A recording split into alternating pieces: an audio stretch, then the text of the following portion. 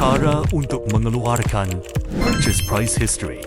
Saya Jay dari EIST SQL. Hari ini saya akan ajar macam mana menggunakan Purchase Price History Report dalam SQL System. Sekarang anda boleh pergi dekat Purchase, Print Purchase Price History. Ini adalah report yang anda boleh check apa barang yang you sudah beli ataupun sudah bayar punya price. Contohnya, saya nak tengok supplier ini, lepas tu dalam ini date saya sudah beli apa-apa barang. Kalau tak ada transaction keluar, maksudnya anda tak ada beli apa-apa dalam period ini. Sekarang saya cubakan untick itu date. Okey, ini adalah barang-barang yang saya sudah beli daripada supplier ini. Sini anda boleh nampak, contohnya untuk purchase invoice ini, saya beli item WRM black, lepas tu dalam 15 quantity, dalam unit price 150.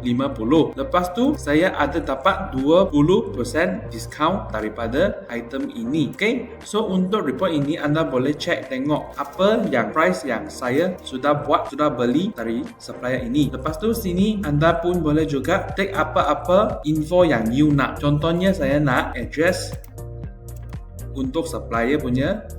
Lepas tu saya nak tahu agent siapa yang beli barang ini. Lepas tu sini anda pun juga boleh take, anda nak tengok purchase invoice, cash purchase, purchase DN ataupun purchase return punya report pun boleh juga take dekat sini. Lepas tu kalau anda nak tengok satu barang sahaja, anda boleh pilih dekat sini. Lepas tu kalau anda nak tengok dua barang ataupun 3 barang, anda boleh take dekat sini. Lepas tu sekarang kita bagi preview. Ini adalah report yang anda boleh pilih. Kalau anda nak biasa punya report, ini pertama punya adalah biasa punya. Kalau anda nak e-invoice punya summary, anda boleh pilih report ini. Okay, contohnya sekarang saya preview biasa punya. Okay, ini adalah report yang disediakan dalam SQL system. Anda boleh printkan report ini ataupun export ke Java pun boleh. Okay, ini adalah cara untuk gunakan purchase price history dekat SQL system. Kalau anda suka video ini, anda boleh like and share. Thank you.